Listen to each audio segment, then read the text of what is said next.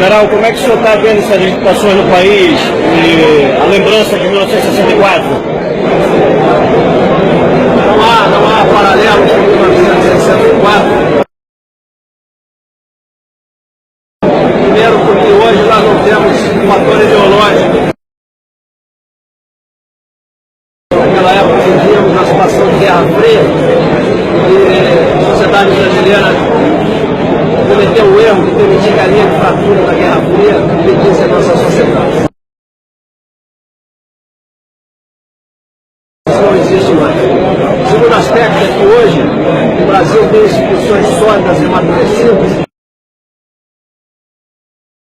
com capacidade de encontrar os caminhos para a saída dessa crise. É uma crise de natureza política, de natureza econômica, e com forte componente ético também. Os dois aspectos se interrelacionam e, em consequência, é uma crise para ser solucionada dentro desses ambientes, principalmente ambiente político e ambiente econômico. General, mas considerando as ações do MST, eu volto a repetir, fiz essa pergunta na LAAD, considerando as ações do MST no campo, na cidade, e recentemente nós tomamos conhecimento das inúmeras demarcações em torno de áreas estratégicas no Brasil, como Itaipu, quedas d'água, o que aconteceu em Arapéu, e o que esses grupos estão fazendo, além das ameaças que estamos recebendo, todos aqueles que livremente estão nas ruas se manifestando, o que o Exército vai fazer em favor dos ruralistas, em favor das vítimas destes grupos? MST e outros movimentos sociais que agirem fora da lei torna-se um problema de segurança pública. Isso é problema de polícia e é problema a ser resolvido pelo Ministério Público. General, eu li todas as normativas da Unasul, do Tratado da Unasul. Eu queria perguntar ao senhor o seguinte: se no decorrer aí até 2018 houver um impeachment ou qualquer outra coisa semelhante, ou até mesmo a necessidade de uma intervenção se houver uma reação violenta em função da mudança do governo, tratados feitos dentro do âmbito da Unasul, esses tratados podem ser alterados? Eu assisti uma palestra do general Heleno no Clube Militar, e isso nos aflige muito, porque a redação dessas normativas nos deixaram um pouco apreensivos. Então, como envolve também as Forças Armadas, as escolas militares, né? E nós temos notado que muitos grupos aí ligados ao governo, inclusive a movimentos de esquerda, eles estão tentando, general, através de arquivo nacional, querem desfazer de documentos, querem alterar o currículo, e como se não bastasse isso, algumas situações querendo cancelar a memória do governo militar que tanto lutou e o preço alto que as Forças Armadas pagaram para que a democracia continuasse e que não houvesse a ditadura do comunismo no nosso país. Então eu gostaria de saber isso, porque a impressão que nos dá, nós que pesquisamos muito, é que estão tentando cancelar da memória, da história, da memória dos brasileiros, o governo militar, que eu nunca chamei de regime ou de ditadura. Olha, é o seguinte, o nosso país, hoje, até nós temos que, isso não é atribuído, mas é consequência dos governos militares, é um país com instituições amadurecidas e funcionando. Às vezes a gente é levado a achar que as nossas instituições não funcionam, mas nos países vizinhos eles ficam admirados a maneira como as coisas têm acontecido no Brasil. Então o Brasil tem instituições amadurecidas, a sociedade que está madura, nós temos um sistema de pesos e contrapesos que dispõe a sociedade, dispensa que a sociedade seja tutelada. As coisas têm um rito próprio. Você citou aí problema de alteração de currículo. Você veja que isso, quando veio a público, gerou uma reação, como deve ocorrer normalmente, essa coisa veio para a imprensa, está gerando debates acadêmicos, e dentro do próprio governo, eu vi o ministro Mercadante dizer que isso já está sendo revisto. Às vezes as coisas não acontecem no ritmo e na velocidade que nós gostaríamos. Mas é da nossa maneira de ser. Esse rito, embora lento, ele vai acontecendo e as coisas elas chegam a bom tempo. Quer dizer que o senhor acha que as instituições estão funcionando normalmente? Eu acho que estão funcionando.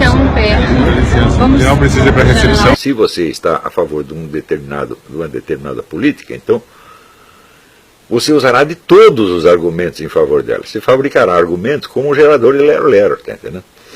Porque o que interessa é estar do lado certo, do lado que o sujeito considera certo. Quer dizer, a noção de uma realidade complexa que tem que ser analisada, que é ambígua, que está mudando todo dia, isso aí para o sujeito chegar até a percepção disso, hoje em dia é quase impossível. Eu já comecei a ficar desconfiado quando eu vi o general Vilas Boas fazendo uma conferência sobre as ameaças externas ao Brasil. Tinha uma lista de ameaças externas e não tinha ali Foro de São Paulo. Isso é absolutamente incompreensível em termos racionais. Então deve ter um motivo irracional. Qual é o motivo racional? Esconder. Tá certo? Então, quer dizer que da ocultação ou omissão passa-se à colaboração ativa. O que vem depois? Né? A Venezuela ameaça invadir o Brasil e no dia seguinte ao nosso exército ensinando táticas de guerra na selva para o exército venezuelano. Ou seja, você está dando armas para quem ameaçou atacar o seu país. Então, isso é claro que é um crime de alta traição. Só que, quer dizer que é você favorecer o inimigo potencial, mas inimigo declarado. O Brasil está assim, falou, olha, o sujeito omitiu o Foro de São Paulo, começou a ajudar a Venezuela depois dela ameaçar invadir o Brasil. Eu não quero ver o que vem depois. É claro que o sujeito é um traidor. E, portanto, fica difícil, quando o pessoal começou com a história de intervencionismo, intervenção militar, botar as tropas na rua, etc, etc. Ele fala, bom, vocês não sabem quem vocês estão convocando. Vocês estão chamando o cachorro, mas você não sabe se ele é amigo ou inimigo, se ele vai te defender ou vai te morder. Ninguém sabe isso aí. O Brasil está assim, falou, olha, o sujeito omitiu o Foro de São Paulo, começou a ajudar a Venezuela depois dela ameaçar invadir o Brasil. Eu não quero ver o que vem depois. É claro que o sujeito é um traidor. Um dia aconteceu, eu falei umas coisas lá do general Vilas Boas, viu? E daí o pessoal do exército disse, não, vir com acusações sem fundamentos, sem fontes. Eu digo, como acusações sem fontes? Eu estou dizendo o seguinte, a Venezuela ameaçou invadir o Brasil se a gente tirasse a Dilma. Depois a Venezuela começa a fabricar fuzis AK-47 e vender para traficantes brasileiros. O que faz o exército brasileiro em retribuição? Oferece instrução de guerra na selva para os venezuelanos. Ou seja, um país virtualmente inimigo, e está lá o comandante do exército a falar da cabeça deles. O que é isso se não traição? Que doce palavra eu posso dizer para esse sujeito? Só posso chamar de traidor. Não mencionei a mãe dele por enquanto. Estou poupando a progenitora do cidadão. Tá certo? Mas chamar de traidor, chamei e vou chamar de novo. E vou continuar chamando em outra coisa. Quando ele fez a exposição sobre ameaças externas ao Brasil, ele não colocou o Foro de São Paulo. Quer dizer, o Foro de São Paulo não representa nenhuma ameaça externa ao Brasil. Terceiro, ele chega lá na posse do Aldo Rebelo e diz, as nossas concepções da defesa coincidem com as de Vossa Excelência, ou seja, coincidem com as do Aldo Rebelo, as quais coincidem com as PCdoB, as quais coincidem com o Foro de São Paulo. Ora, meu Deus, como é que eu não vou chamar esse homem de traidor? E outra doce palavra eu poderia usar no lugar. Ele diz, vou te processar, mas processa correndo. Vem processar na corte americana que eu estou louco para contar o que você está fazendo para favorecer a Venezuela. Daí você vai sair no New York Times, você é o office boy do Maduro. É isso que você vai fazer. Quer processar? Vem. Quer briga? Vem. Vai perder. Tu soube da última, que o Aldo Rebelo ele fez um exchange program, eu não lembro agora qual o termo, mas uma troca de favores aí com a Palestina e o exército brasileiro. Pois é.